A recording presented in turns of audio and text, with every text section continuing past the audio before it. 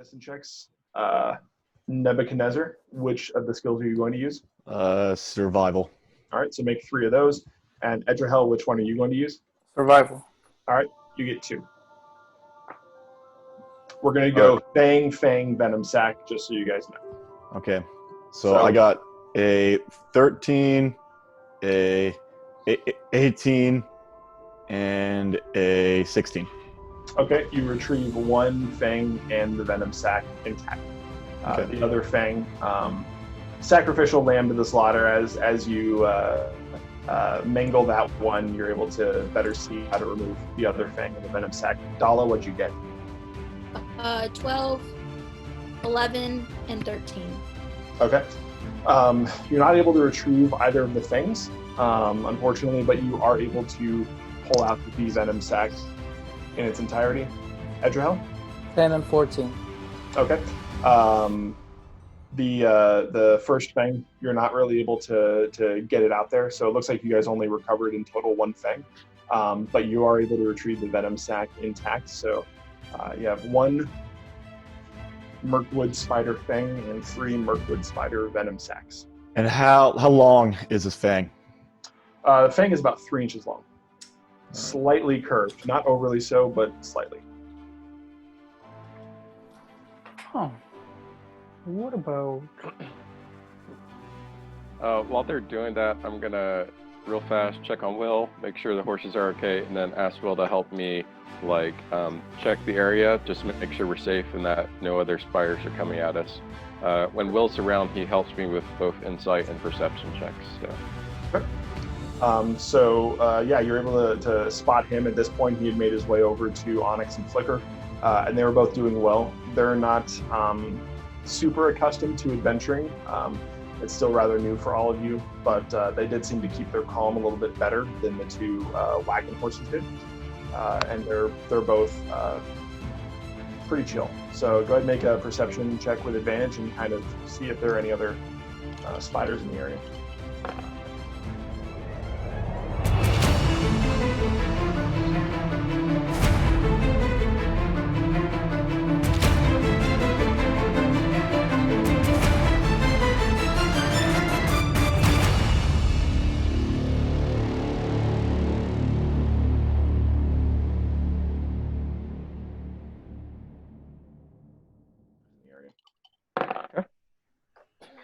I rolled the same thing.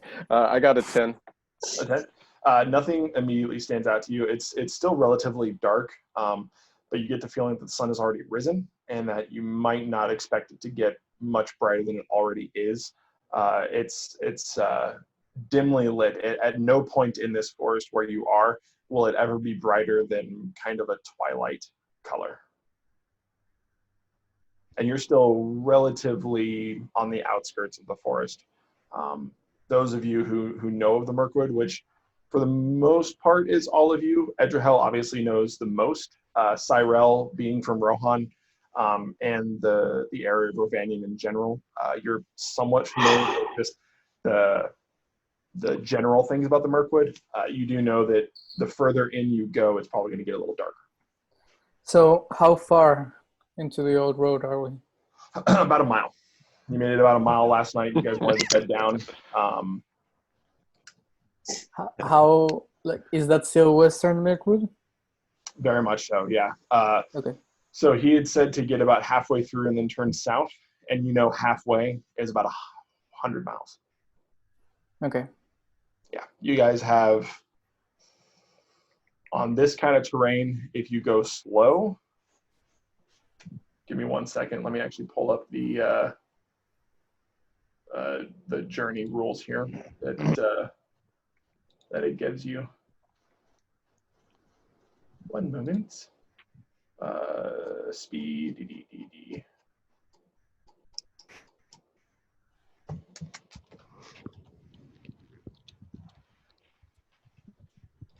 If there's anything anyone else wants to do, feel free to ask while I'm looking this up, because I don't want to bore all of you with me looking up a rule. Oh. I would like to go towards the road and see if there's anything else coming. The same place that I was before, that I was able to see the spiders. Sure. Yeah, go ahead and go over to the road. Make a perception check I'm going over the road. with advantage because you know who you are and what you know. It's like this is your place, man. And then the perception check. Yes. 22, I'm sorry. Well, very perceptive, Gabe. Uh, Oh God! I like the travel music. It's like Can we the mix loading that? screen is what it is. It's like The the thing is loading music. I'm not the warden of the group, so as much as I like the arts, I wasn't born with that skill, even in the midst of all the elves. That's sad. That's sad. I'm sad. All right. So at that, you said 23? 22. 22. Well, that makes a big difference now. With the 22, you are able actually, you can spot where the other two spiders that were originally with the pack of 5, where they had gone off the road about 50 feet or so to the west. You don't see where they are currently, but you do just have some kind of sense about you that tells you that they're not too far off, and that it's probably best to keep your wits about you right now. It's probably best to keep what? Your wits about you. Okay. So I'm gonna equip my wits.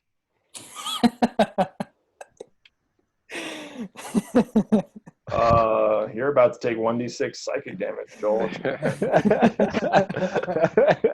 Oh, Do you dare smite me? suddenly You a smite me? parchment floats from the sky, and you yearn to open it. You automatically fail your Constitution save.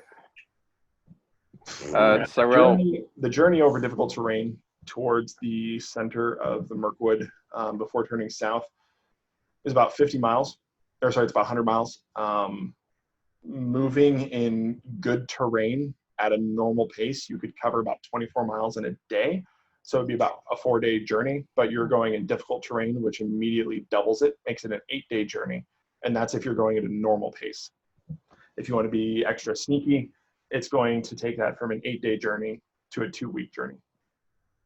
So you're saying that these guys want to have us chained on the back of that cart for at least 8 days? If what he told you is truthful. Oh my gosh. What about the bedside manner? You know, what about respecting your guests? Yeah. That's sad. I think that we should go at medium pace. What I tell the crew, I say, every night that we spend in this place is another chance to get our heads ripped right off. Now, some of us may not mind that sort of thing, but for the rest of us, I think that we should move on. who wouldn't mind that? I agree. I think we should go at normal pace, Cyril says. Okay. So at normal pace, it's going to take you about a week to get to the center, meaning just the east-west center of Mirkwood. From there, you still have to turn south, and he said it was about a day's journey to get to, quote, what used to be a town. So you're looking at a little over a week before you get to your destination. And Cyril asked the group, and just to clarify, our goal in doing this is to find out where they were taking us. Look, whatever was in there, their guards were so afraid they wouldn't even say his name. And I'm not sure about you, but when I'm in this place, then you can just sense it.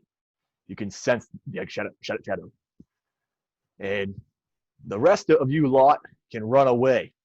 But I don't run away from these things. I run towards them. Hence, when I ran towards that spider, that loud scream that was not mine came out. Well said. So, whatever you all wish to do is up to you. If you want to turn back, now is the time to do it. But I'm not. And I'll keep the cart too. I just want to clarify, just to make sure we're all on the same page. We're going into the place where they wanted to take us. so we could see why they wanted to take us. I mean, okay. We can kill whatever is in there. Listen, Cyril, that's even your name. This is what we need to understand about this whole thing. In this place, there are evils beyond your wildest dreams, right? And if we ever want to see this world become a better, clean place, someone has to go in there and slay those evils. So whatever is in there, friend or foe, I almost prefer that it is a foe. It's been a while since I've been in a good fight. And with my new friend at my side, I hitch my thumb to Dalla. I don't think that this thing will be such a hard task after all.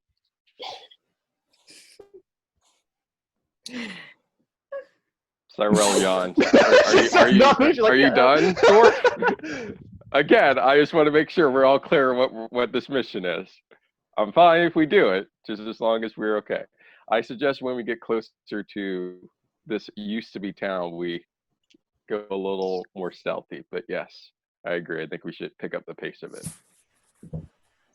If you decide to go at an expeditious pace, you'll be paced. No, an expeditious pace, a little bit faster. You could take from an 8-day journey to a 4-day journey, but you would have disadvantage on stealth. And I feel like our danger. 4-day journey would still turn into an 8-day journey because of all the attacks that we would end up having to. And dwarfs that get caught in trees by their beard. So I agree, Haley. I go. My beard was not caught in a tree. The tree was caught in my beard. Huge difference. We are going to do what in Adventures in Middle-earth is referred to as a journey. This will be a tasting of what a journey is. I don't think it's really meant for an overarching trek into the Mirkwood per se, but because you guys have a little over a week's journey ahead of you, I want to kind of give you a taste of the journey rules.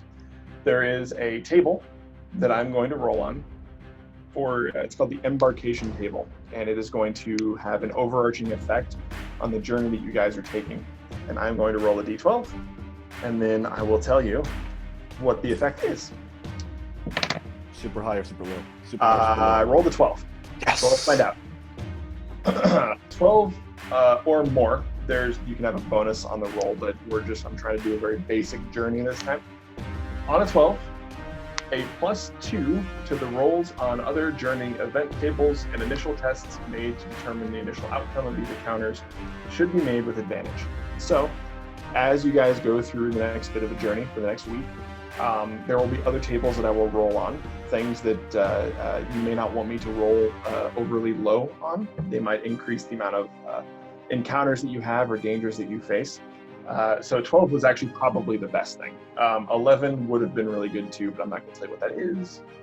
But I will have a +2 and also initial outcome of encounters. If there's maybe a skill test I decide to put you through, maybe a tree's falling, you have to run away and make an athletics check, your initial check will have advantage. So That's good. Probably very good going into the Mirkwood. So that is the start of your journey. The next time we meet, you will begin your journey deep into the heart of Mirkwood. One of the nice things about using the journey mechanic is it won't take us 2 months of real life time to go through 8 days of in-game time. So I look forward to starting the journey with you next time. That is where we will end off today. Yay! Good job, guys. Okay. Just Good job. yeah, wondering if this is gonna count as since it's a journey, if it's gonna count as being a guide. Like, since I have the Ways of the Wild and Known Lands thing with the Wanderer, would it count as me being a guide through this? I would say yes. Okay, I'll be reading into it then. Nice. Yeah, do that. Very I cool. had Because- prepared it. Sorry, continue. No, you're good. What's up? I was just saying that I had prepared a song for inspiration, but I guess I'll have to save it. Save Yeah. it to wait. Because I mean- felt like we didn't really need it with the spiders. No, you guys are okay. Yeah, you guys handled the spiders pretty well. They couldn't do too much damage to you. But Hold on you real know quick. what was awesome about the spiders was that they were enough experience to level us to level 2. And that was level 2. I don't know if you knew that in the book or not, but it says if you fight spiders a mile deep in Mirkwood, then Automatic you get level level 2. Automatic. It doesn't matter if you're level 5, then you get sent back to level 2. You're just always level 2 no matter what happens. Yeah, like if it's an end game, you know, you guys were all like level 18 and 19, you get into the Mirkwood and spiders ambush you a mile in. Dude, You're like, run away. It's a trap. It's a trap. It's a huge glitch. You just do not want to get caught in it. It's like a game-breaking glitch, you know. I don't think the DM play tested this very well. Why didn't he catch you? What I do think, though, John, as advice, though, is that if we are going to level up, it needs to be like between sessions. It always will be between sessions. Yeah. I never level people up. And, you know, and especially like, you know, having us know before the next one will allow us to get it done super early so we know what we already going to get. Yeah. I know, man. Yeah, okay, man. Just bring it up. Just mention it. So I have 2 things here in the known lands thing. It says, if any part of a journey passes through a land you know, the DC of your personal event tests are lowered by 2. And if the entire journey passes through lands you know and you act as a guide, you lower the peril rating of the journey by 2. That's good to know. Peril rating is very important. So just letting you guys know that part. Awesome. Can we do a quick debrief? Yes. Yes, awesome. I thought we were already doing that. Well, Derek has questions he has to ask. So Yes, that's some questions. formal This debrief. is for the people who are watching. All right, cool. What is something fun that happened today that you guys enjoyed? Nebuchadnezzar hanging by his beard. Yes, That yes, was I good. did. Might be one of my favorite natural ones in a long time. That was good role play right there. Yeah. I enjoyed the stealth of Edrahel. The stealth with your stealth your of grass. Edrahel. Yeah. Your stealth mode with virtual backgrounds. That was something to see.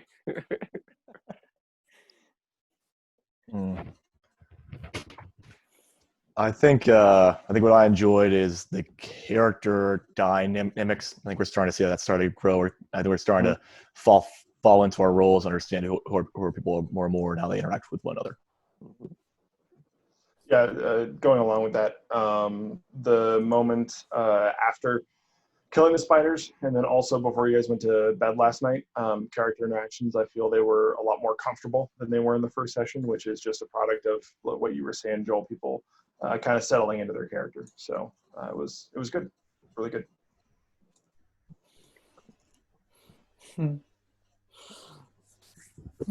I enjoyed the whole thing. It was, I don't know, it felt smooth to me. So it was just easy to go through the story. Good. Very cool. Hannah? Yeah, that's, I think the same thing. I thought it was, I don't know, more comfortable for me as well. Good. Good. You did excellent. Yeah, definitely. I love you charging in with your Warhammer after the spider. That was very, very in character thing to do. Good job. Cool. That's a good transition to my next question. What is something cool that someone else did? And John just said mine. When Dahlia picked up a Warhammer, took out a Warhammer and went charging in, I was like, I didn't even know she had a Warhammer. That's amazing. That was really cool. A lot of fun. Yep. That's true. No, I also enjoyed that. Something that somebody else did, the wonderful nat one of our very own Nebuchadnezzar. That was a favorite of mine also. Many more to come. Yeah. Our own personal Will Wheaton over here. Edrahel, jumping off the tree, bringing the sword down with him. My only regret is you didn't do a lot of damage. It deserved more damage. It definitely deserved more damage, but it was awesome regardless. I think I appreciated the sort of motivational speech that Nebuchadnezzar gave at the end in response to Cyril, because like I feel like oftentimes in these kind of games we just kind of end up going with whatever and not really having a character reason for going through with it. And I realized that hasn't fully been fleshed out yet, but I appreciate that question being brought up and Nebuchadnezzar actually like trying to answer it. So Yeah, and I think for me, like I think one of the interactions I really enjoyed was before Haley went to sleep, kind of when her and Cyrell were kind of talking about the Shire, and then she was just like, I was like, yep, that was good. I love Hannah. I love when was it me? I forget if Cyrell woke you up and you reach for your breakfast. I thought you were reaching for like a sword or like reach for my breakfast. I was like, that's hilarious. I think Hannah's been practicing her whole life to be a hobbit in this game. So that's awesome. Cool. Next question. What was one challenge your character faced, or something that was challenging for your character? biting Cyrell, it was hard for my spiders to bite you. To bite me or to Biting? Same. I also had a very hard time with that, but spiders really wanted to bite you. I mean, my characters are the bad guys right now, so I really felt bad they couldn't sink their teeth into you as much as they wanted. I'm thankful. I feel like I'm thankful that I'm proficient with a short bow, because as a warden, there's only so much I can do right now at level 1, and so it's challenging, like knowing that I'll have the ability to be a little more in my class as I level up. But right now I can really only shoot my short bow and occasionally inspire. Definitely. And we're not in a town, so it's not like I can just like talk a bunch of people up. So I would say something for my character was the low damage that he was inflicting in the spider because it was only one. But even though all these things were happening, even though he was missing or whatever the die roll was, that he could still count on all the other people to help him. Like at the end of after the jump, I was like, oh, now I'm here right next to the spider and I have nothing else to do. Like I would need to count on the other members of the team. And that's when Cyrell came, and then Haley delivering that finishing blow is like, whew! At least I didn't lose any hit points this time, knowing that it's not that we have many at this time. So that was something.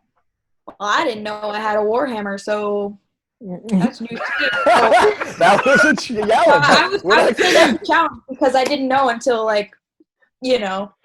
closer to the very end, and I was like, all right, I'm going. I'm going in. And there it is. Like a character sheet the whole time. I have a warhammer. What's this thing on my back? What the heck is that? Oh yeah. I don't know why I'm carrying it around. Yeah, I think for me it was like when like my guy was on lookout and I kept getting bad rolls. I think that kind of actually fit with my guy. One of the things about my guy is like he may not ever tell anybody. He may actually tell him, but he's always looking for a fight against something bad and something evil. So he would almost prefer that we got attacked.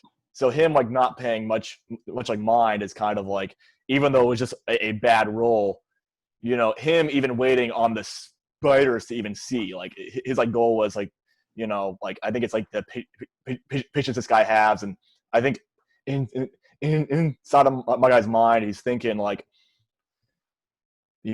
my whole life mission is to rid this world of like any evil thing until I drop. But it's like what fights are really worth my time? And 2 big spiders aren't really worth it. But if there was something bigger, then it would be worth it. So I think it's kind of that goes to my guy's mind. That's kind of like his deal is like, at what point do I fight?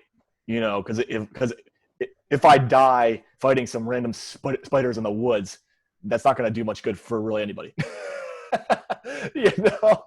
But if I can save up my strength and then we fight against whoever is in charge of this place and potentially rid it of the shadow, then that's a worthy fight.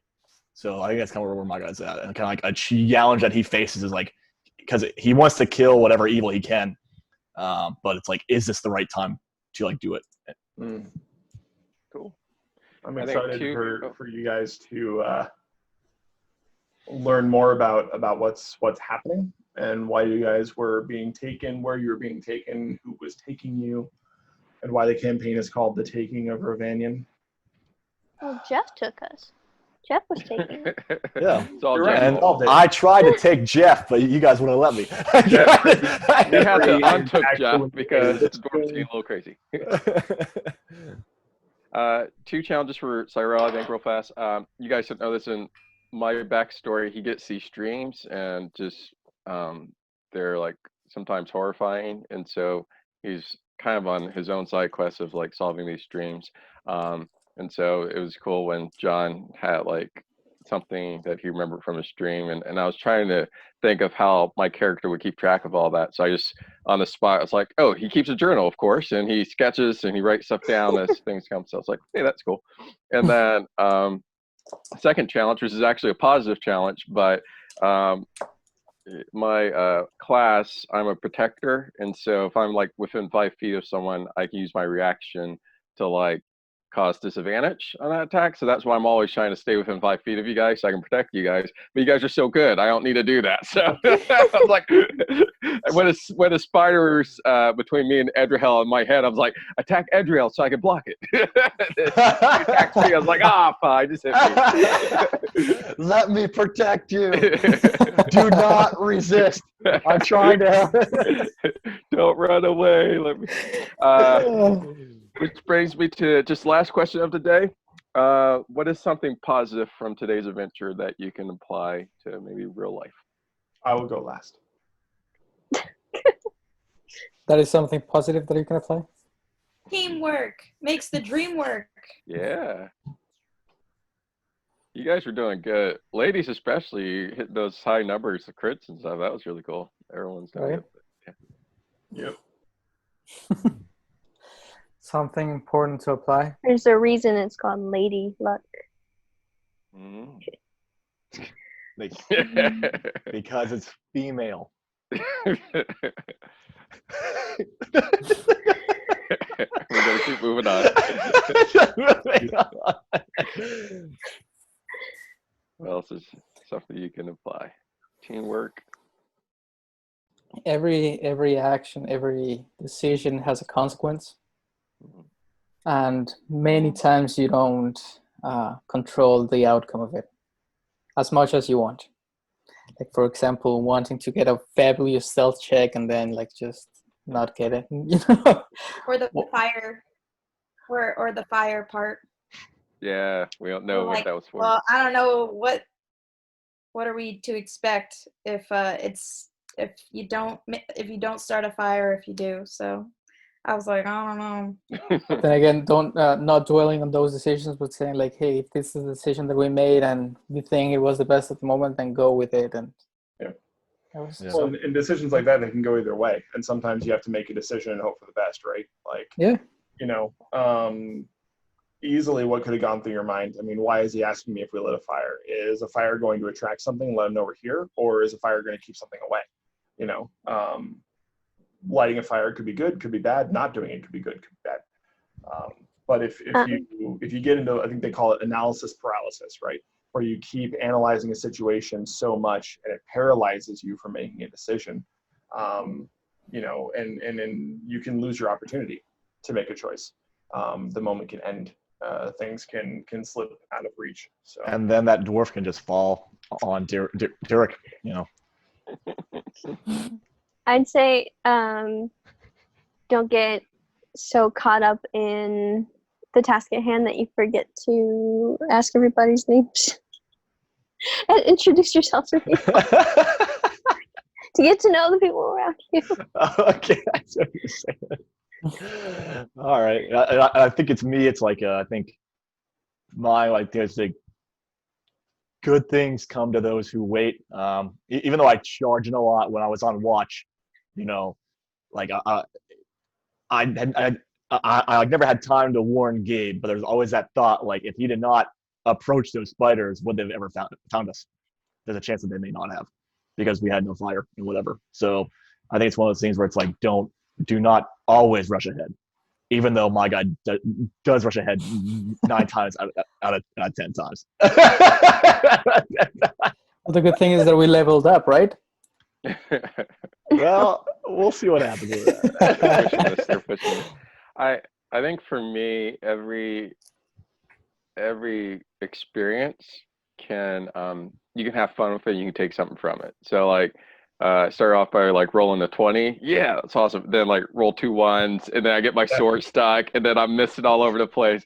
And you can't guard anybody. After a while, it's like, you know what? I'm just gonna have fun with this. This is just Cyril's having a bad day, and the rest of the team's doing incredible. So like, let's just role play this. So I think sometimes, especially in games like this, if you roll really well, you're having an awesome session. If you're not rolling well, you have a bad session. And I don't think it always has to be that way. You could just role play, okay, my character's dealing with this bad thing. How can I role play it out and still have fun? So I would agree with that. As a DM, for a long time now, I've seen players who get frustrated when they roll poorly.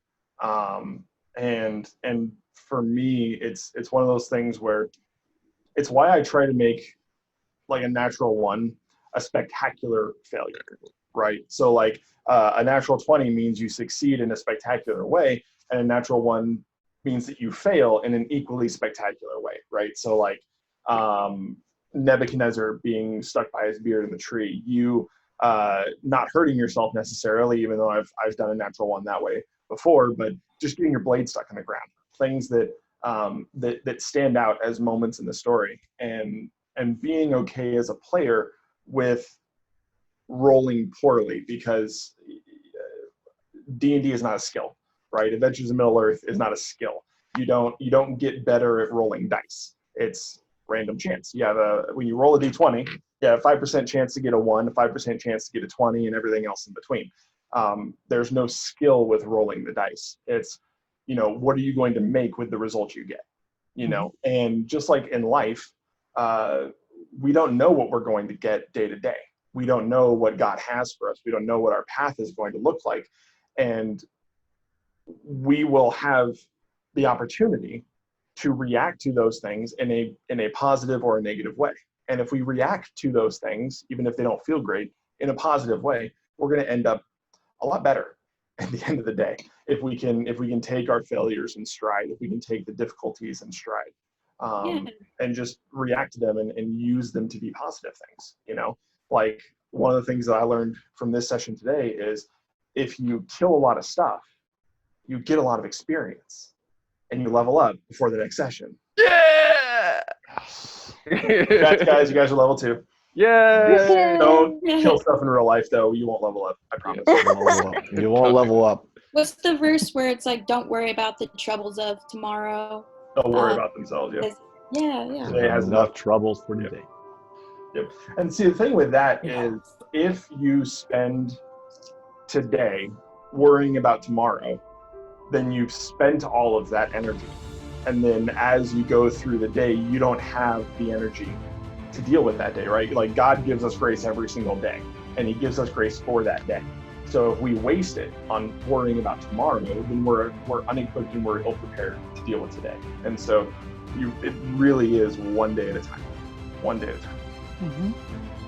But now you guys have to think about tomorrow today, because you got to get yourself leveled up before our next session. So, good job, guys. That was a lot yeah, of good fun job. today. You've gone through 2 combats, creative, which I love. I love players who are creative in combat.